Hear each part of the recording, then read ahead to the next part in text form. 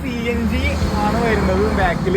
ഇത് നമുക്ക് 10 kilogram capacity ഉള്ള ഒരു CNG ടാങ്ക് ആണ്. നമ്മളിപ്പോ CNGയിലാണ് ഓടിക്കൊണ്ടിരിക്കണേ. CNG ഇപ്പൊ നമ്മൾക്ക് തീരാറായെന്നുണ്ടെങ്കിൽ നമുക്ക് എന്ത് ചെയ്യാം, പെട്രോളിലോട്ട് നമുക്ക് സ്വിച്ച് ചെയ്യാം. അതുപോലെ തന്നെ പെട്രോളിൽ നിന്ന് നമുക്ക് എന്ത് ചെയ്യാൻ പറ്റും, CNGയിലോട്ട് നമുക്ക് എന്ത് ചെയ്യാൻ പറ്റും, സ്വിച്ച് ചെയ്യാൻ പറ്റും. നമുക്കുണ്ടല്ലോ ഒരുപാട് വണ്ടികൾ ഇപ്പൊ അവൈലബിൾ ആണ് ടാക്സി ഓടാനായിട്ട്. ഇപ്പൊ മാരുതിയിലാണെന്നുണ്ടെങ്കിൽ സ്വിഫ്റ്റ് ഡിസയർ, അതുപോലെ തന്നെ എർട്ടിക, അങ്ങനത്തെ വണ്ടികൾ വരും. നമ്മളിപ്പോ ഹ്യുണ്ടായിലാണെന്നുണ്ടെങ്കിൽ ഏറ്റവും ഡിമാൻഡിങ് ആയിട്ടുള്ള ഒരു വെഹിക്കിൾ ആണ് ഹ്യുണ്ടായി ഓറ എന്ന് പറയുന്ന ഈ ഒരു സെഡാൻ മോഡൽ എന്ന് പറയുന്നത്. നോർമൽ വണ്ടികൾക്ക് ഉണ്ടല്ലോ നമ്മൾ 15 വർഷത്തേക്കുള്ള ടാക്സ് എന്ന് പറയുന്നത് 13%. നമുക്ക് 10 lakhsനടിയിലുള്ള വെഹിക്കിൾ ആണെന്നുണ്ടെങ്കിൽ.